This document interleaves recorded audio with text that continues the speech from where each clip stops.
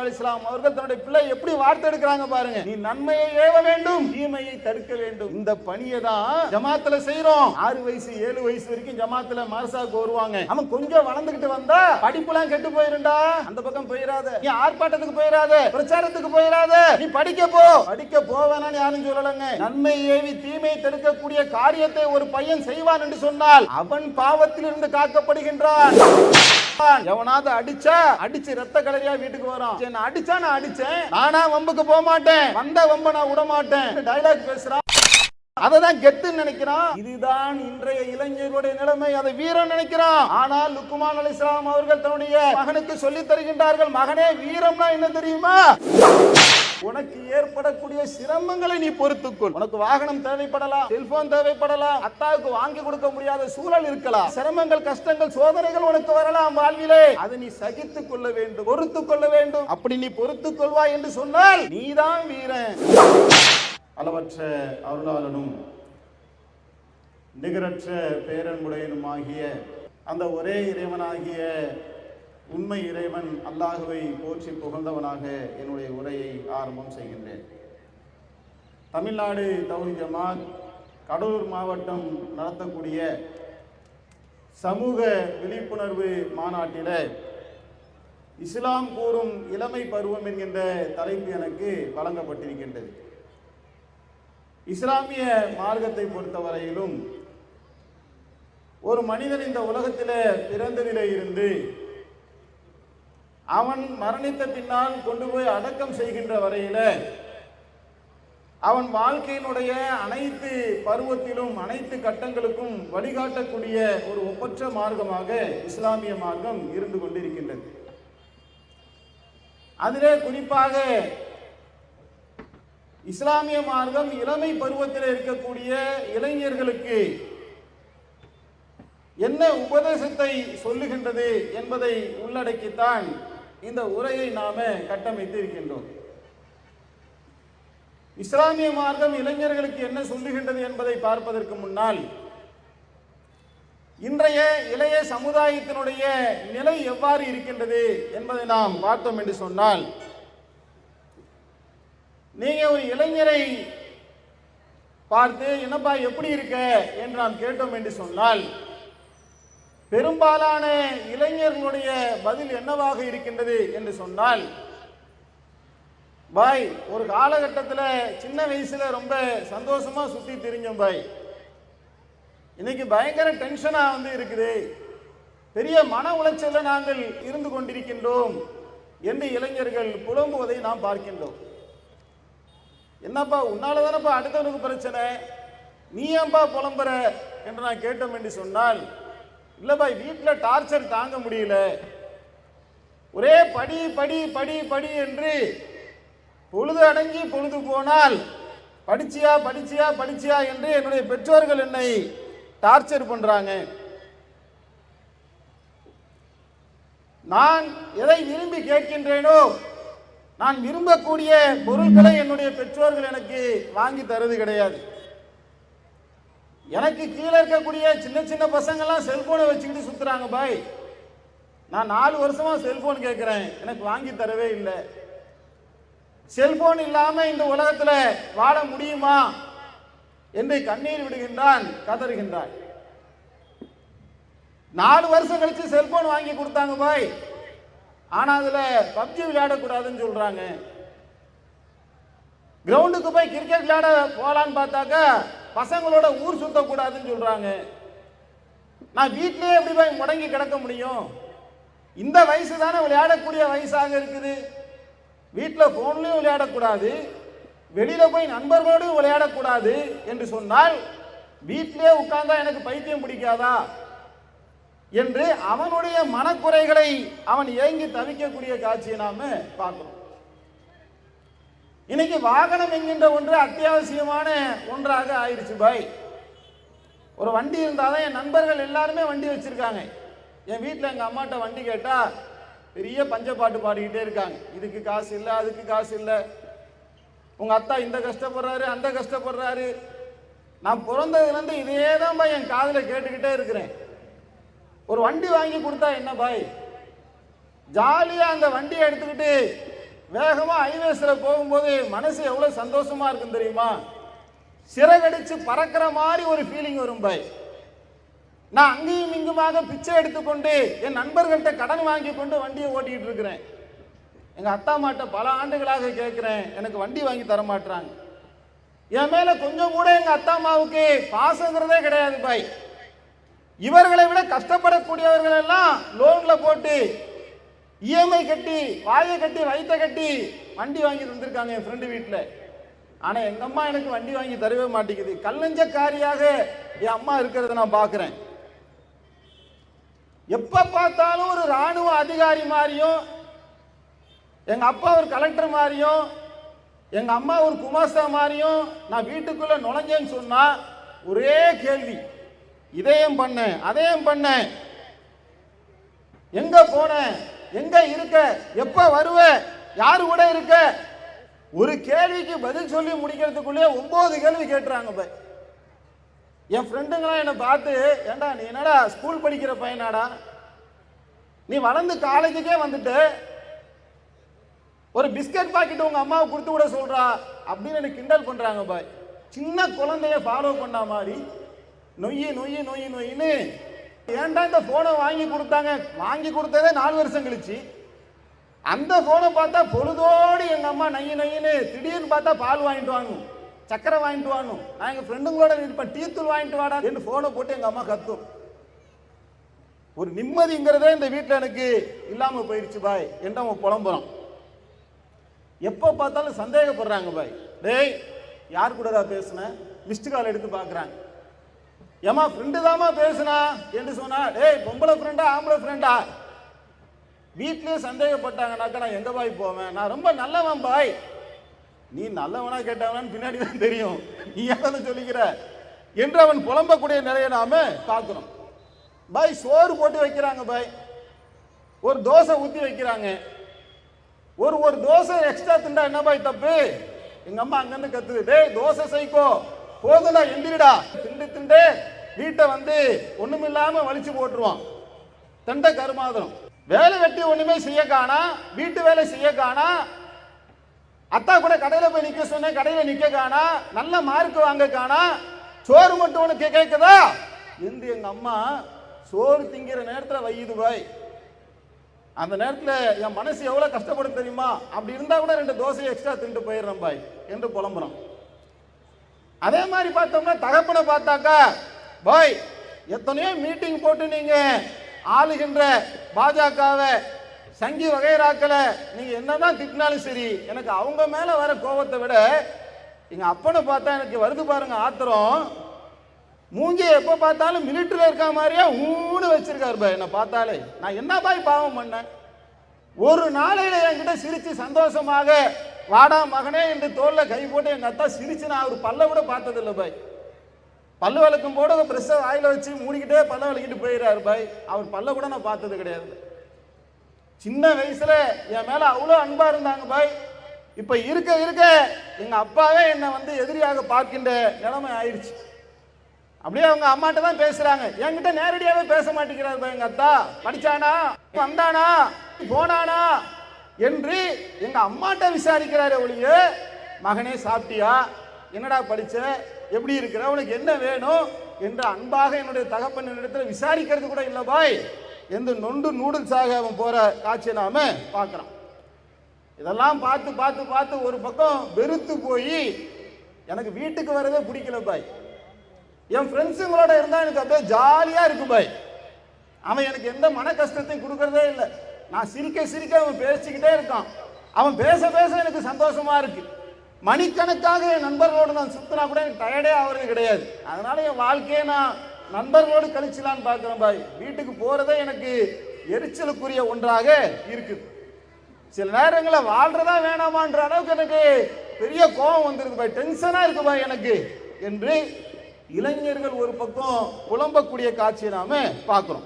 இந்த இளைஞர்களை பெற்றெடுத்த தாய்மார்களுடைய மனநிலை எப்படி இருக்கு, தந்தைமார்களுடைய மனநிலை இருக்குப்பா. உன் சொந்த கதை சோக கதையை நீ அழுது மூக்கால அழுது தீர்த்துட்ட. அந்த தாய் தகப்பனுடைய மனநிலை எப்படி இருக்கு என்று நான் பார்த்தோம் என்று சொன்னால், அந்த அம்மா சொல்லுது, யாரு இவனை பெத்த அம்மா சொல்லுது, ஏங்க என் மகன் வீட்டுக்குள்ள வந்தான்னு வைங்களேன், கொலைலாம் நடுங்குது பாய் எனக்கு. ஏமா பையன் தானம்மா வந்தான், அதுக்கு ஏமா கொலை நடுங்குது? என்ன பாய் வீட்டுக்குள்ள வந்தா அக்காவை போட்டு அடிக்கிறான், தம்பியை போட்டு அடிக்கிறான், இங்கே குதிக்கிறான் அங்கே குதிக்கிறான், பாத்திரத்தை தூக்கி உடைக்கிறான், வீட்டையே ரெண்டாக்கி விட்டுறான் பாய். 2 மணி நேரமா வீட்டை கிளீன் பண்ணி வைக்கிறான் பாய். கொஞ்சம் 10 நிமிஷத்துல எல்லாத்தையும் தூக்கி கீழே தூக்கி போட்டு விட்டு போயிடுறான். வீட்டுக்கார்ட்ட நான் உதவாங்க வேண்டியதா இருக்கு பாய். நிம்மதிங்கிறதே எனக்கு போயிடுச்சு பாய். ஹோட்டல் வச்சு நடத்துற மாதிரி இருக்கு பாய். ஒரு முட்டையை போட்டா சாப்பிட்டு போலாம்ல, எனக்கு கலக்கி போட்டு கொடுங்குறான். கலக்கில பெப்பரை கூட போட்டு கொடுங்குறான். நான் சாம்பார் திங்க மாட்டேன், எனக்கு மீனானம் தான் வேணுங்கிறான். பொரிச்ச மீன் ஒரு துண்டு வச்சா 2 துண்டு கொடுத்தா கூட, இல்லாட்டி நான் அவனை வீட்டை விட்டு ஓடிடுவாங்கிறான். ஏன் பாய் மீனுக்கு எவனாவது ஓடுவானா பாய்? ஆனா உன்னா என்னதான் பாய், நான் ஊருக்கு கிடைச்ச பிள்ளையார் கோயில் ஆண்டிங்கிற மாதிரி என்ன போட்டு என்ன செய்யறான், வறுத்து எடுக்கிறான் பாய். என் பையன் படுத்த பாய சுருட்ட மாட்டேங்கிறான் பாய். அவனுக்கு வயசு 18ஆவது பாய். நான் வீட்டில் எவ்வளோ வேலை செய்கிறேன், அவன் படுத்த பாய அவன் சுருட்ட மாட்டேங்கிறான். குளிச்சு போட்ட கையிலே அலசி போட மாட்டேங்கிறான் பாய். நான் எவ்வளோதான் பாய் உழைச்சு உழைச்சு உழைச்சு இந்த வீட்டுக்கு உழைச்சு வாடா உழைச்சு ஓடா நான் தெரிஞ்சு போயிட்டேன் பாய். அவ்வளோ அநியாயம் இந்த வீட்டில் இவனுங்க பண்ணுறானுங்க. கத்துறேன் கத்துறேங்கிறாங்க. நான் ஏன் பாய் கத்துறேன்? என்ன கத்த வைக்கிறான் பாய். அவன் நிம்மதியா ஒரு நாளைக்கு அம்மா இருக்கிறாள், உடம்பு சரியில்லாம படுத்து தூங்கும் போது கூட கூ கூ கூன்னு கத்துறானுங்க பாய். அப்பதான் வந்து எழுப்புறான். தலைவலியோட படுத்தா கூட நிம்மதியாக என்னை இவர்கள் தூங்குவதற்கு கூட விட மாட்டிக்கின்றார்கள் என்று அந்த அம்மா ஒரு பக்கம் புலம்புறத பார்க்கிறோம் பாய். நாங்க படி படின்னு சொல்றோம் பாய், உண்மைதான். ஏன் நாங்க படிக்க சொல்றோம்? யாருக்காக படிக்க சொல்றோம்? படிச்சு இவன் எனக்கு அள்ளி தர போறான், நாங்க தான் படிக்காத மூடரா போயிட்டோம். இந்த வளரக்கூடிய சமுதாயம் இவன் நல்லா இருக்கட்டுமே என்பதற்காக, இவன் நன்மைக்காக தானே போய் நான் படிக்க சொல்றேன். இவன் நல்லதுக்காகத்தான் வாயை கட்டி வயிற்ற கட்டி டியூஷனுக்கு அனுப்புறேன். டியூஷனுக்கு போக மாட்டேங்கிறான், பாடத்தை படிக்க மாட்டேங்கிறான், ஒழுங்கா மார்க் வாங்க மாட்டேங்கிறான். எல்லாமே இவன் நன்மைக்காகத்தான் நான் செய்யறேன்னு அந்த அம்மா செய்து ஒரு பக்கம் புலம்பி தவிக்கக்கூடிய நிலையை பார்க்கிறோம் பாய். பைக்கு கேட்கிறானே, உண்மையிலேயே பாய் எங்க வீட்டுக்காரு ஃபீஸ் கட்டுறதுக்கு கஷ்டப்பட்டு இருக்காரு. இவன் என்ன பைக்கு கேட்கிறான்? கேடிஎம் பைக் வேணுமா இந்த கேடி பயலுக்கு? கேடிஎம் பைக் வாங்கி தர முடியுமா பாய்? சைக்கிள் ஓட்டிட்டு போய் காலை உடைச்சிட்டு வந்துட்டான் பாய். இவன் 7 வயசா இருக்கும் போது ஒரு ஓட்ட சைக்கிள் வாங்கி கொடுத்ததுக்கே ஓட்டிட்டு போய் காலை உடைச்சிட்டு வந்தானே, இவனுக்கு கேடிஎம் வாங்கி கொடுத்தா ஆளே செத்து போயிடுவான் பாய். வயிற்றுல ஈரக்கொலைய பதறிக்கிட்டு நான் கிடக்கிறேன் பாய், வாங்கி கொடுன்னு என்ன போட்டு சாவடிக்கிறான் என்று அந்த அம்மா புலம்புறதுல ஒரு நியாயம் இருக்கிறது நாம பார்க்க முடியுது பாய். போனு இல்லாம ஆன்லைன் கிளாஸ் நானுங்க, வாட்ஸ்அப்ல ஸ்கூல்ல இருக்க ப்ராஜெக்ட் போடுறேன் நானுங்க, வாங்கி தொலைச்சாச்சு பாய் போன. அந்த போன்ல என்ன பண்றான் ஏது பண்றான் ஒண்ணுமே தெரிய மாட்டேங்குது பாய். முய முய முய முய முய முய முயங்கிறான், இங்கிட்டு போறான் அங்கிட்டு போறான் அங்கிட்டு போறான் இங்கிட்டு வரான். தூங்குறானா இல்லையான்னு ஒண்ணுமே தெரியல பாய். காலையில பார்த்தா கண்ணெல்லாம் செவந்து கிடக்கு பாய். ஒரே போன், போனை குடுறா நான் கேட்பேன், தரமாட்டேன் தரமாட்டேன் ஓடுவான் பாய். இதே தான் பாய் வீட்டில் பஞ்சாயத்தா பிரச்சனையாக இருக்குது. நிம்மதியா என்னால ஒரு வாழ்க்கையை வாழ முடியல பாய். எங்க வீட்டுக்காரர் போனை போட்டு அவன் என்ன செய்யறான் என்ன செய்யறான் என்ன செய்யறான் என்னத்தான் குடையிறாரு ஒளிய, அவரும் ஒன்றும் பார்க்க மாட்டேங்கிறாரு பாய். பெரிய மன உளைச்சலாக இருக்குது பாய்ன்னு சொல்லி அந்த மாதிரி செய்து அழுது புலம்புற காட்சியை பார்க்கிறோம் பாய். எல்லாத்துக்கு மேல ஒரு உண்மை சொல்லட்டுமா பாய், இவன் உண்மையே பேச மாட்டேங்கிறான் பாய். வாயை திறந்தாலே போய் பாய். காலையில இருந்து நைட்டு வரைக்கும் நீங்க எண்ணி கணக்கு வச்சீங்கன்னா 100 பொய் சொல்லுவான் பாய். அவ்வளோ பொய் பேசுறான். இவன் பேசுற எந்த ஒன்னையுமே என்னால நம்பவே முடியல பாய். விளையாட விட மாட்டேங்கிறேன்னு சொல்றான்ல பாய். நாளைக்கு பரிச்சை பாய், இன்னைக்கு பேட்டை தூக்கிட்டு ஓடுறான். கொலை எரியுமா எரியாதா பாய்? என் வீட்டுக்காரர் வெயில் வேணல நின்று சம்பாதிச்சு படிக்க வைக்கிறாரு. நாளைக்கு எக்ஸாம் வச்சுக்கிட்டு நாளைக்கு எக்ஸாம் வச்சுக்கிட்டு பேட்டை தூக்கிட்டு கிரவுண்டுக்கு ஓடுறான பாய். இவனா விளங்குவானா என்று அந்த மன செய்து அதோடைய மன கஷ்டத்தை துன்பத்தை துயரத்தை அது பட்டியல் போடக்கூடிய காட்சியை நாம பார்க்கிறோம். இவனுக்கு அம்மா மேல பாசங்கிறதே இல்லை பாய். அத்தா என்ன செய்யறாங்க, அம்மா என்ன செய்யறாங்க, அவங்க கஷ்டம் என்ன, வேதனை என்ன, துன்பம் என்ன, ஒரு நாளையில என் காலை பிடிச்சி விட்டு அம்மா நல்லா இருக்கியான்னு கேட்க மாட்டேங்கிறான் பாய். ஏதாவது ஒரு பொருளை வாங்கிட்டு வர சொன்னா சந்தோஷமா வாங்கிட்டு வந்து தர மாட்டேங்கிறான் பாய். கல்லஞ்சக்காரனாக இவன் இருக்கிறான். பெத்தவங்க மேல எனக்கு கொஞ்சம் கூட பாசமே இல்லை. ஒவ்வொரு நாளுக்கும் புதுசு புதுசா எங்க போய் யோசிச்சுட்டு வருவான்னு தெரியல. இதை வாங்கி கொடு, அதை வாங்கி கொடு, அதை வாங்கி கொடு, இதை வாங்கி கொடு என்று டெய்லி எங்களை தொல்லை பண்றதே எனக்கு வேலையாக போயிடுச்சு என்று சொல்லி அந்த அம்மா புலம்பிக் கொண்டு ஒரு வாழ்க்கையை கழிக்குது. ஆம்பளை புள்ள மட்டும்தான் இல்லை, பொம்பளை புள்ளைய எடுத்தீங்கன்னு சொன்னா அது நிறைய நம்ம பேச முடியல. இருந்தாலும் ஒரு லைனுக்கு 2 சொல்லி வைப்போமே. ஸ்கூல் லீவ் விடுறாங்க, காலம் ஃபுல்லாக என்ன செய்கிறாங்க, அந்த அம்மா 10 பாத்திரம் தேய்ச்சி கொண்டு காலையிலே பிள்ளைக்கு எல்லாமே கட்டி கொடுக்குறாங்கல்ல, சாப்பாடு லஞ்செலாம். லீவ் விட்டா அந்த பொம்பளை பிள்ளை என்ன செய்யணும், அம்மா இன்னைக்கு சனி ஞாயிறு எனக்கு லீவுமா 2 நாள், நீ பாட்டுக்கு ராணி மாதிரி உட்காருமா, சமையல் வேலையை நான் பார்க்குறேன்னு சொல்லி ஒரு 18 வயசுக்குள்ளே சொல்லக்கூடாது பாய். அவள் வீட்டில் லீவாக இருந்தா அம்மா எனக்கு டிஷ்ஷு செஞ்சு கூட 2 வேலையை தான் பாய் சொல்கிறா. இவளை பெத்தெடுத்தா இவன் மாமியார் வீட்டுக்கு தான் வேலை செய்வா போல இருக்கு, எனக்கு ஒரு வேலையும் செய்ய மாட்டேங்கிற பாய். பெத்த ஆம்பளை பிள்ளைனாலும் யூஸ் இல்லை, வீட்டில் இருக்க ஊச குமரினாலும் யூஸ் இல்லை என்று சொல்லி அந்த அம்மா அந்த பொம்பளை பிள்ளையும் ஆம்பளை பிள்ளையும் பெற்றுட்டு பெரும்பாலான பெற்றோர்கள் இப்படி படாத பாடுபட்டு கொண்டிருக்கக்கூடிய நிலையை தான் நாம பார்க்கிறோம். அன்பார்ந்த சகோதரர்களே, இப்படி இளைய சமுதாயம் ஒரு பக்கம் அவனுடைய கஷ்டத்தை துன்பத்தை எல்லாம் பட்டியல் போடுகின்றான். அவனும் மனவேதனையில் இருக்கிறான். அவனை வச்சு வாழக்கூடிய அந்த குடும்பத்தில் இருக்கக்கூடிய தாய் தகப்பனும் பெரும் மன வேதனையில கஷ்டத்துல துன்பத்துல உழலக்கூடிய காட்சியை நாம பார்க்கிறோம். இதுக்கு என்னதான் தீர்வு என்று மூளையை கசக்கி நல்லா ஆய்வு செய்து ஆராய்ச்சி பண்ணி பல பேர் சில தீர்வுகளை சொல்றாங்க. என்ன தீர்வை சொல்றாங்கனாக்கா, நீ பண்ணதுதாம்மா பெரிய தப்பு. யார? அந்த அம்மாவை பார்த்து சொல்றாங்க. சின்ன வயசுலயே அவன் கேட்டதையெல்லாம் நீ வாங்கி கொடுத்து கொடுத்து கொடுத்து அவனை நீ கெடுத்துட்ட. அவனுக்கு மைண்ட்ல நீ தெளிவா என்ன உருவாக்கிட்ட, நம்ம அம்மா நம்ம மேல பாசம் வச்சிருக்கு, நம்ம அத்தா நம்ம மேல பாசம் வச்சிருக்காங்க, நாம என்ன கேட்டாலும் நம்ம அத்தா அம்மா நமக்கு வாங்கி தருவாங்க, கொஞ்சம் நாம அடம் பிடிச்சோம் என்று சொன்னால் ஒரு பெரிய பொருளாக இருந்தால் கூட அதை நமக்கு கண்டிப்பா வாங்கி கொடுத்துதான் தீருவார்கள் என்ற ஒரு சிந்தனையே தாய் தகப்பன் நீங்க 2 பேரு தான் அவனை ஊதாரியாக ஆக்குனது, அவனை நாசமா ஆக்குனது நீங்க தான் என்று ஒரு சாரார் இந்த பிரச்சனைக்கு தீர்ப்பு வந்து சொல்றாங்க. உங்க மேலதான் குத்தம் அப்படிங்கிறாங்க. இன்னொருத்தர் என்ன சொல்றாங்க, ஏங்க இப்படி இதுக்குதான் நான் அப்படி இல்லைங்க, நான் பையனை போட்டு வறுத்து எடுத்துருவங்க, அவனுக்கு குச்சி எடுத்தேன் பெல்ட் எடுத்தேன் பிக்காம விட மாட்டேன், அவனை தோலை உரிச்சு தொங்க விட்டுருவேன், அவனை உப்பு கண்டம் போட்டுருவேன், நான் நில்லுனா நிக்கணும், போனா போகணும், வானா வரணும், இப்படிதான் பாய் என் பிள்ளைய நான் வச்சிருந்தேன். ஆனா இன்னைக்கு கையை மீறிட்டான் பாய். அதாவது ரொம்ப ஒரு பெரிய லெவல்ல செல்லம் கொடுத்தாலும் பிரச்சனை ஆயிருச்சான், அடிச்சு உதைச்சு வச்சாலும் பிரச்சனை ஆயிருச்சான், இதுவும் பிரச்சனை ஆகத்தான் செய்யும். ஏன்? அவன் பலகீனமாக இருந்து இவர்கள் பலமாக இருக்கின்ற வரையில அவன் அப்படியே பயந்துகிட்டே இருப்பான். 10 வயசு 12 வயசு 13 வயசு அவனுக்கு அரும்பு மீச முளைக்கக்கூடிய நேரத்தில் அவன் உங்க உயரத்தை தாண்டிடுவான். இப்ப அவனுக்கு சக்தி வருதுல்ல, அவனுக்கு தோல் புஜத்துல வலிமை வருதுல்ல. 15 16 17 18 வயசு ஆயிடுச்சுன்னா நம்மளே அவனை அண்ணாந்து பார்க்குற மாதிரி ஆகி போயிடும். அப்புறம் எங்க போட்டு அவனை அடிக்க? அவன் நல்லா விளங்கிக்குவான், அத்தா இதுக்கு மேல நம்ம மேல கை வைக்க மாட்டாரு. அப்ப இவ்வளோ நேரம் நம்மளை போட்டு அடிச்சார்ல, இப்ப நம்ம அவரை வதக்குவோம், அடிக்க வேணாம், முறைச்சா போதும். இவரு முறைக்கிறத பார்த்தா இவரு பயந்துருவார். இப்ப செல்லம் கொடுத்தும் பிரயோஜனம் இல்லை, அடிச்சும் பிரயோஜனம் இல்லை.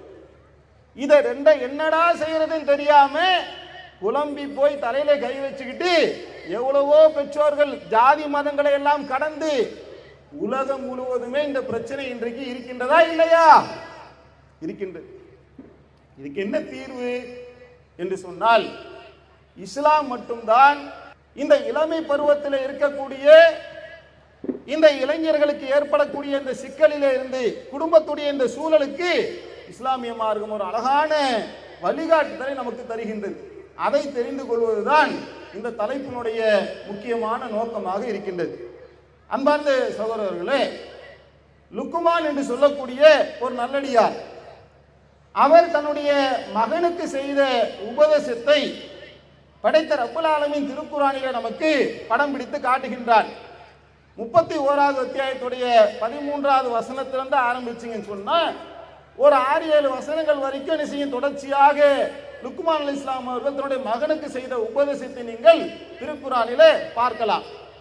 அதுல என்ன அறிவுரையை மகனுக்கு அவர் சொன்னார் பாருங்க. என் அருமை மகனே, கூப்பிடுறதே நல்லா இருக்கு பார்த்தீங்களா? என் அருமை மகனே. யாராவது இப்படி கூப்பிட்டுருவாங்க? ஏய், ஒரு நாளையில அந்த பிள்ளைய ஒரு அன்பா கூப்பிட்டு, அத்தா செல்லத்தா இங்க வாங்கத்தா அப்படி கூப்பிட்டுருப்பான். அவன் என்னதான் கெட்டவனா கூட இருந்துட்டு போட்டுமே, அவன் எல்லா பிள்ளைங்களும் அப்படி கிடையாதுங்க. அது ஒரு சாரார் அப்படி மாறி மாறி தான் இருப்பாங்க. இதெல்லாம் எப்ப நடக்கணும்? அவன் வளர்ந்து தெளிஞ்சுதான் பாருங்க, அப்ப கிடையாது. அந்த பருவத்தை அடைவதற்கு முன்னாலேயே வளரிளம் பருவம் என்று சொல்லுவார்கள். குழந்தைக்கும் வாலிபனுக்கும் நடுவுல வளரிளம் பருவம் ஒன்று இருக்கு. சொன்னா புரிந்து கொள்ளக்கூடிய அந்த பக்குவம் ஒரு 7 வயசு 8 வயசு 9 வயசு இந்த காலகட்டங்களில் அவர்களை பக்குவமா ஹேண்டில் பண்ணணும்.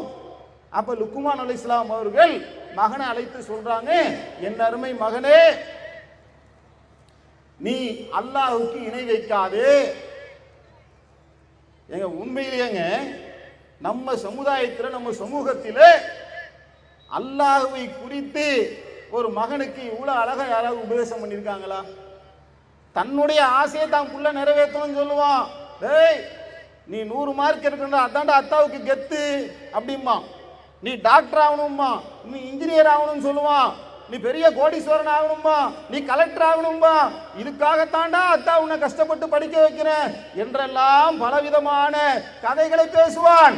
ஆனால் ஒரு தகப்பன் ஒரு பிள்ளைக்கு என்ன சொல்ல வேண்டும் என்பதை, நீ மற்றதெல்லாம் சொல்லிக்கப்பா வேணாம் சொல்லல, எது சொல்ல வேண்டுமோ அதை குறித்து அல்லாஹ் பாடம் நடத்துகின்றான். லுக்மான் அலைஹிஸ்ஸலாம் அவர்கள் சொல்லுகின்றார்கள், என் அருமை மகனே, நீ அல்லாஹ்வுக்கு இணை வைக்காதே. அல்லாஹ்வுக்கு இணை வைக்காதேன்றதுல அவர் ஆரம்பிப்பதிலிருந்து அல்லாஹ்னா யாருங்கிறத முன்னாடியே சொல்லிட்டாருங்கிறது தெரியுது. அல்லாஹ்னா யாருங்கிறது அவனுக்கு சொல்லப்பட்ட காரணத்தினால் அந்த அல்லாஹ்வுக்கு நீ இணை வைக்காதே என்று சொல்லுகின்றார். இணை வைப்பதுதான் மாபெரும் அநியாயம். அல்லாஹ்வுடைய அச்சத்தை, அல்லாஹ்வுக்கு இணை வைக்க கூடாது என்பதை பிள்ளைக்கு அவ்வளவு அழகா நினைச்சாரு எடுத்து சொல்றார். ஒரு தாயினுடைய மடி இருக்குது இல்லைங்க, ஒரு தாயுடைய மடி, சாப்பாட்டு ஊட்டும் போது மடியில உட்கார வச்சு சோறு ஊட்டுவோம்ல, இந்த தாயுடைய மடிதான் சிறந்த பல்கலைக்கழகம் என்று சொல்லுவார்கள்.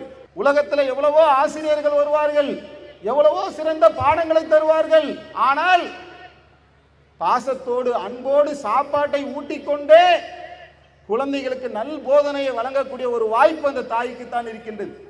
அந்த நேரத்தில் அந்த தாய் என்ன செய்யலாம்? அல்லாஹ்வை பத்தி, தகப்பன் அல்லாஹ்வை பத்தி சொல்லலாமா இல்லையா? அப்படி சொல்லுகின்றார் லுக்மான் அலைஹிஸ்ஸலாம் அவர்கள். அடுத்து சொல்றாங்க, என் அருமை மகனே, ஒரு பொருள் அது கடுகின் விதையளவே இருந்து, கடுகே சின்னது, கடுகுடைய விதை எவ்வளவு சின்னதா இருக்கும்? அதை விட கண்டிப்பா சின்னதா தான் இருக்கும். ஒரு பொருள் அது கடுகின் விதையளவே இருந்து அது பாறையிலோ அல்லது வானத்திலோ அல்லது பூமியிலோ இருந்தாலும் அல்லாஹ் அதை கொண்டு வந்து விடுவான். அல்லாஹ் என்று நாம் யாரை வழிபடுகின்றோமோ, யாரை நம்பி இருக்கின்றோமோ, அவன் எப்படியாப்பட்டவன் என்று தெரியுமா? எந்த ஒரு, அது அணுவளவுன்னு அர்த்தங்க, சின்ன ஒன்னாக இருந்தாலும் கூட அல்லாஹ்ட்ட நாம தப்பிக்க முடியாது என்று சொல்லிவிட்டு சொல்றாரு, அல்லாஹ் நுட்பமானவனாகவும் நன்கு அறிந்தவனாகவும் இருக்கின்றான். எங்க ஒரு மனுஷன் பாவம் செய்யறான்ல, அதுக்கு அடிப்படை காரணமே யாருமே பார்க்காட்டி தாங்க அந்த பாவத்தை செய்வான். எல்லாருமே பார்த்துக்கிட்டு இருக்க நிலையில ஒருத்தன் ஒண்ணு செய்யறான்னு அது பெரும்பாலும் பாவமா இருக்காது. கள்ளத்தனம் பண்றவனெல்லாம் நீங்க பாருங்க, கல்லால காசை திருடுறவன் யாருமே இல்லாத நேரத்தில் திருடுவானா, இருக்கிற நேரத்தில் திருடுவானா? யாருமே இருக்கிறாங்களா இல்லையான்னு பார்த்துக்கிட்டு எவனுமே பார்க்கலன்னா தானே திருடுறான். அப்ப எல்லா பாவங்களுமே யாரும் பார்க்கவில்லை என்ற நிலையில் தான் நடக்கின்றது. இந்த குழந்தைக்கு பசுமரத்தை ஆணி மாறி அத்தா எவ்வளவு அழகா சொல்றாரு பாருங்க, அல்லாஹ் எல்லாத்தையுமே அறிஞ்சவனா இருக்கான். கடுகு அளவு சின்னதா இருந்தா கூட அல்லாஹ்வுக்கு தெரியும். இந்த ஒரு எண்ணத்தை அந்த குழந்தையுடைய உள்ளத்திலே ஏற்றி விடுவோம் என்று சொன்னால் அந்த குழந்தை வழி தவறி போகுமா? உலகத்தினுடைய எந்த மூலைக்கு போனாலும் சரி, அவன் கிரிக்கெட் விளையாட போகட்டும், காலேஜுக்கு போகட்டும், எங்க போகட்டும், அல்லாஹ் என்னை கண்காணித்துக் கொண்டிருக்கின்றான் என்ற உணர்வு அந்த குழந்தைக்கு ஊட்டப்பட்டிருக்கும் என்று சொன்னால் அவன் வழி தவறி போவானா? அப்ப குழந்தைக்கு எதை செய்ய வேண்டுமோ அதை லுக்மான் அலைஹிஸ்ஸலாம் அவர்கள் அழகாக சொல்லித் தருகின்றார்கள். அடுத்து சொல்றாங்க, என் அருமை மகனே, நீ தொழுகையை நிலைநிறுத்து. இத பிள்ளைக்கு சொல்லுகின்ற திராணியும் தெம்பும் எந்த தகப்பனுக்கு இருக்குன்னு கேட்கிறேன். ஒரு தகப்பனாக இருந்து, ஒரு தாயாக இருந்து ஒருவன் தன்னுடைய பிள்ளைக்கு நீ தொழுகையை நிலைநிறுத்து என்று சொல்வதாக இருந்தால் அவன் தொழுகையாளியா இருக்கணுமா இல்லையா? அவர் 5 நேரம் தொழுகையாளியாக இருந்தால், அந்த அம்மா 5 நேரம் தொழுகையாளியாக இருந்தால் தானே பிள்ளைக்கு சொல்ல முடியும். ஒரு நபர் வந்தார் நம்ம இடத்துல, வந்து சொல்றாரு, பாய் என் பையனை நீங்க ஃபஜ்ருக்கு வந்து தொழுவ கூட்டிட்டு போயிருங்க பாய். எனக்கு ஒரே குழப்பமா இருக்கு. ஏங்க உன் பையனை நான் ஏன்பா வந்து ஃபஜ்ருக்கு கூட்டு போகணும்? அப்ப கேட்குறேன், ஏங்க நீங்க வரமாட்டீங்களா? இல்லை பாய் நான் கடையில இருந்து வரேன், லேட் ஆகுது, உடம்புலாம் ரொம்ப வலிக்குது பாய். முறிச்சு வேற காட்டுறாரு, அவருக்கு ரொம்ப வலிக்குதான். நம்ம போய் அவர் பிள்ளைய போய் கூட்டிட்டு பள்ளிவாசலுக்கு போகணுமா? இது நடக்குமா? இது குழந்தைகள் அவர்கள் வளர்ந்து இளைஞர்களாக ஆகின்றார்கள் என்று சொன்னால் சுற்றுப்புறத்திலே என்ன நடக்கின்றது என்பதை பார்த்து பார்த்து தான் அவர்கள் வளர்கின்றார்கள். ஒரு வீட்டிலே தாய் தகப்பன் தொழுகையிலே ஈடுபாடாக இருக்கின்றார்கள் என்று சொன்னால் அந்த பழக்கம் குழந்தைகளிடத்திலே இயல்பாகவே வந்துருங்க. நீங்க சின்ன குழந்தைங்களை பாருங்க, நீங்க தொழுதுகிட்டு இருப்பீங்க, பக்கத்திலே அந்த குழந்தை வந்து நின்று தொழுவும். அது முறையா தொழுவாது, விளையாடும், தோல்ல ஏறி நிற்கும். ஆனால் தொழுக வேண்டும் என்ற எண்ணத்தோடு உங்ககிட்ட வந்து பக்கத்துல நிக்குதா இல்லையா? குழந்தை முதல் பெரியவர்கள் வரை அந்த சூழலை அவர்களுக்கு நாம் உருவாக்கி கொடுத்தோமா? ஒரு தகப்பன் ஃபஜ்ர் தொழுகை 5:10க்கு ஜமாத்தா, 4:30 மணிக்கு எந்திரிச்சு பிள்ளைகளை எழுப்பி விட்டு ஒலி செய்ய வச்சு குழந்தைங்க கையை பிடிச்சு அவர் பள்ளிவாசலுக்கு அழைத்து கொண்டு செல்வார் என்று சொன்னால் எவ்வளவு பெரிய பாக்கியங்க.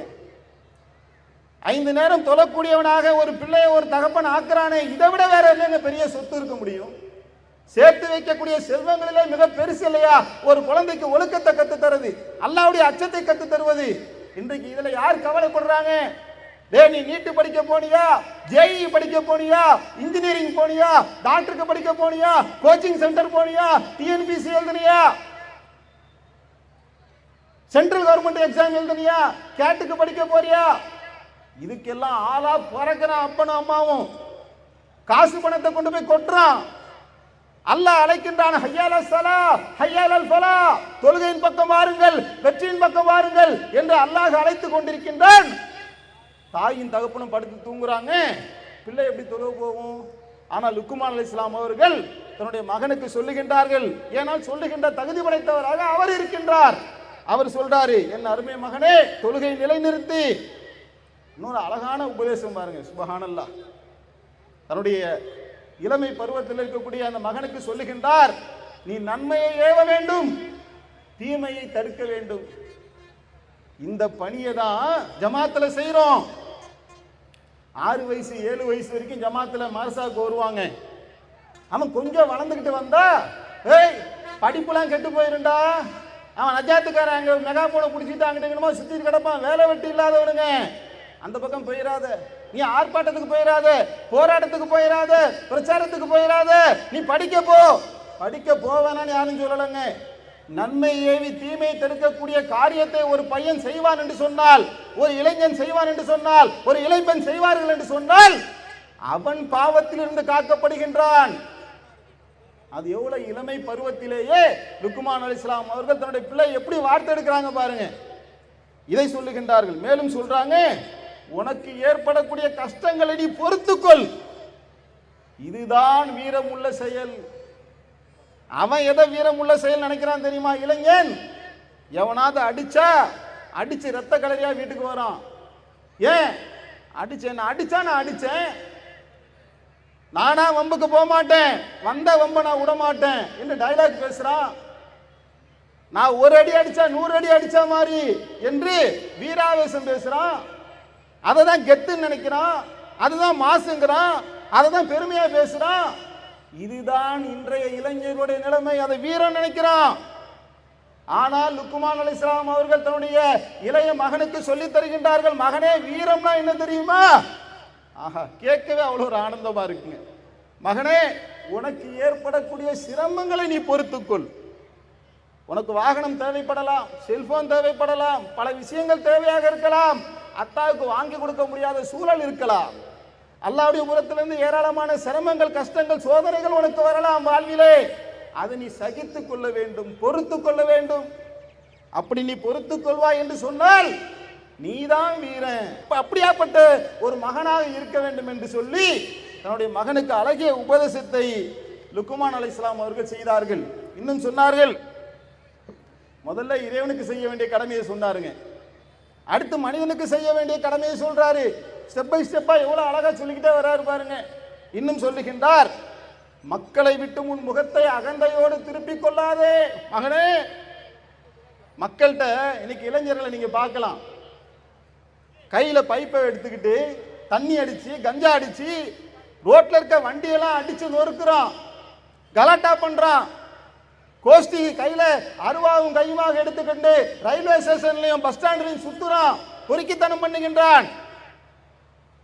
அந்த மாதிரி கலாட்டா பண்ணுவதுதான் வாலிப வயசுடைய முறுக்கு என்று நினைக்கின்றான். இந்த வயசுல இது வரும் என்பதற்காக இதை செய்யக்கூடாது என்பதை விட எதை செய்ய வேண்டும் என்பதை சொல்லி தராங்க பாருங்க. நாம பொழுதோடு என்ன செய்வோம் தெரியுமா? இதை பண்ணாத, அதை பண்ணாத, அங்க போகாத, இதெல்லாம் சரிதான், எதை செய்யக்கூடாது அதெல்லாம் சொல்றேன், எதை செய்ய வேண்டும் என்பதை சொல்லணுமா இல்லையா?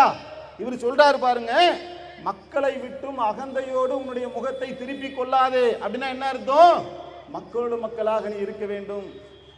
உங்ககிட்ட பெருமை வந்துடக்கூடாது. அந்த வாலிப வயசு இருக்குல்ல, அந்த உடம்பு முறுக்கு இருக்குல்ல, ஒரு பெருமையை தரும், ஒரு திமிரு வரும், ஒரு அகம்பா வரும், அது உன்னிடத்துல வந்துவிடக் கூடாது மகனே என்று சொல்லுகின்றார். பூமியில் கர்வமாக நடக்காது. அவன் நடக்கிற ஸ்டைல் பார்த்தீங்களா? நீங்க பட்டனை போட்டு போட்டு விட்டீங்க, கழட்டி விட்டுருவான். இந்த பட்டன் இருக்குல்லங்க, இதை கழட்டி விடுவான், முடிய வந்து மாதிரி முள்ளமன்றி மாதிரி வச்சுப்பான். அவன் நடக்கிற ஸ்டைலே ஒரு மாதிரி தோல் இப்படி தூக்கிட்டு இப்படி நடப்பான், எல்லா சேட்டையும் பண்ணுவான். அந்த சேட்டையை பார்த்து இந்த அம்மா வேற, என் பையன் பத்தியா எப்படி இருக்க, அவன் கெத்துங்க என் பையன். ஆனா லுக்மான் அலைஹிஸ்ஸலாம் அவர்கள் சொல்லுகின்றார்கள், மகனே பூமியில கர்வமா நடக்காதப்பா. ஒரு சின்ன பிள்ளைக்கு எவ்வளவு அழகான உபதேசத்தை சுப்ஹானல்லாஹ் சொல்லியிருக்காரு.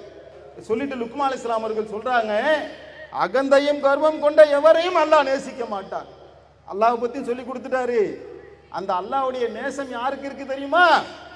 அகந்தையோடு கர்வம் பிடித்தவர்களாக இந்த பூமியில யார் நடமாடுகின்றார்களோ அவர்களை அல்லாஹ் நேசிக்க மாட்டான். நான் கேட்கிறேன், அடுத்தவங்கள்ட்டையே பணிவாக நடக்க வேண்டும் என்று தந்தை சொல்லி கொடுத்துட்டு இருக்காரு, அந்த தந்தைகிட்ட அவன் எப்படி நடப்பான்? ரோட்ல போற வரவங்கிட்ட நீ பணிவா நடக்கணும் அத்தா சொல்லி கொடுக்குறாருங்க. அப்ப அவர்கிட்ட எவ்வளவு பணிவாக அவன் இருந்திருப்பான், அவர் எவ்வளவு பணிவானவரா இருந்திருப்பாரு. நீ வீட்டுல பண்ற அகம்பாவம் எவ்வளவு இருக்கு ஒவ்வொரு வீடுகள்ல பாருங்க. ஒரே இந்த இவர் என்ன செய்வார்னா, வீட்டுக்குள்ள பொண்டாட்டியை போட்டு அடக்கி ஆழ்வார். அப்படி பண்ணிடுவேன், கிழிச்சிருவேன், துவைச்சிருவேன், காய போட்டுருவேன், நேரத்துக்கு சோறு கொண்டு வந்து வைக்கிறேன்னு 5 நிமிஷம் லேட் ஆச்சுன்னா தட்டத்துக்கு அடிப்பார். ஒரு பெரிய ஜமீன்தார் இவர். ரோட்ல போனா இவர் படுற சிரமங்க கஷ்டத்தை பார்த்தா நமக்கு அப்பாவியா தெரியும், பரிதாபமா இருக்கும். வீட்டுக்குள்ள போனா அவ்வளோ அழிச்சாட்டியம். இந்த அழிச்சாட்டியத்தெல்லாம் பார்த்து பார்த்தா அவங்க கத்துக்கிறான். ஆனா லுக்மான் அலைஹிஸ்ஸலாம் எப்படி இருந்திருக்காரு? அவர் அழகா அல்லாஹ் அல்லாஹ் என்று சொன்னால் பணியக்கூடியவராக, பணிவுடையவராக அவர் இருந்திருக்கின்றார். அதனால் தன்னுடைய மகனுக்கு என்ன செய்கிறாரு? அவர் எடுத்து சொல்லுகின்றார். மேலும் இறுதியாக ஒரு உபதேசத்தை செய்கின்றார், உனது நடையிலே நீ நடுத்தரத்தை கடைபிடிப்பீராக. நடக்கும் போதே நடுத்தரமா நடந்தோம்னா அவன் வண்டியில 120ல போவானா? நடக்கும் போது இப்படிதான்ப்பா நடக்கணும். ரொம்ப ஓவர் ஸ்பீடாகவும் போவாத, ரொம்ப ஸ்லோவாகவும் போவாது. நடையில நடுத்தரத்தை நீ கடைபிடித்துக்கொள். உனது சப்தத்தை நீ தாழ்த்திக்கொள். இளைஞர்களிடத்துல, இளம் பெண்களிடத்துல, குறிப்பாக இளம் பெண்கள் எடுத்துக்கங்க, வீட்டில் இருக்க சத்தம் வெளி வீட்டுக்கெல்லாம் கேட்கும். ஒரு பொம்பளை பிள்ளையோட சத்தம் வெளியே, பொம்பளை பிள்ளையோ ஆம்பளை பிள்ளையோ சத்தம் கேட்டாலும் அந்த வீட்டில் பிரச்சனை வந்துருங்க. சைத்தான் வந்த மாதிரி கூன்னு கத்த ஆரம்பிச்சா அடிக்கடியில் போய் முடியும், நிம்மதியா போயிடும். எது மொத்த பிரச்சனைக்கும் காரணமாக இருக்குதோ அதை அழகா எடுத்து சொல்றாரு. உன்னுடைய குரலை நீ தாழ்த்திக்கொள். குரல்களிலேயே வெறுக்கத்தக்கது கழுதையுடைய குரல் தான் என்று அத்தா பையனுக்கு சொல்றாருல, அவரே அந்த தன்மையுடையவரா இருந்திருக்கிறார். அப்ப இந்த உரைகள் மூலமாக, அல்லாஹ் சொல்லுகின்ற உபதேசத்தின் மூலமாக இளைஞர்கள் எப்படி திருந்துறாங்கன்றது ரெண்டாவதுங்க. இளைஞர்களை திருத்துவதற்குண்டான சூழலை அந்த குடும்பத்தில் இருக்க தாய் தகப்பன் முக்கியமாக ஏற்படுத்த வேண்டும் அப்படிங்கிறத நாம விளங்கி கொண்டு இளைஞர்கள் அல்லாஹ்வுக்கு அஞ்சியவர்களாக, இது குடும்பத்தாருடைய கடமை.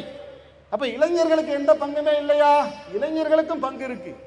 அவர்கள் நாளைக்கு அல்லாஹ்விடத்தில் சென்று பதில் சொல்லக்கூடியவர்களாக இருக்கின்றார்கள் என்பதை அவர்கள் அஞ்சியவர்களாக இஸ்லாம் அவர்களுக்கு ஏராளமான உபதேசங்களை செய்கின்றது. ஒரு இளைஞன் அவன் தன்னுடைய வாலிப பருவத்திலே அவன் அமல்களிலே இபாதத்துகளிலே தன்னுடைய வாழ்வை கழிப்பான் என்று சொன்னால் அவனுக்கு அர்ஷுடைய நிழல் கிடைக்கும் என்று நபிகள் நாயகம் ஸல்லல்லாஹு அலைஹி வஸல்லம் அவர்கள் வாக்குறுதி அளிக்கின்றார்களே, அது போன்ற அர்ஷுடைய நிழலை பெறத்தக்க ஒரு இளைஞனாக மாற வேண்டும் என்பதற்காகத்தான் தமிழ்நாடு தௌஹீத் ஜமாத் சார்பாக முன்மாதிரி முஸ்லிம் இளைஞர்கள் என்கின்ற 4 மாத செயல் திட்டத்தை நாம் அறிவித்திருக்கின்றோம்.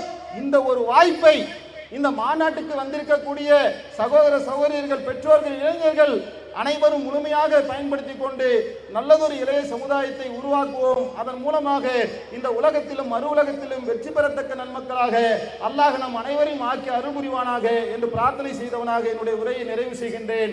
வாகிருதானா அல்ஹம்துலில்லாஹி ரப்பில் ஆலமீன். அல்லாஹு அக்பர், அல்லாஹு அக்பர்.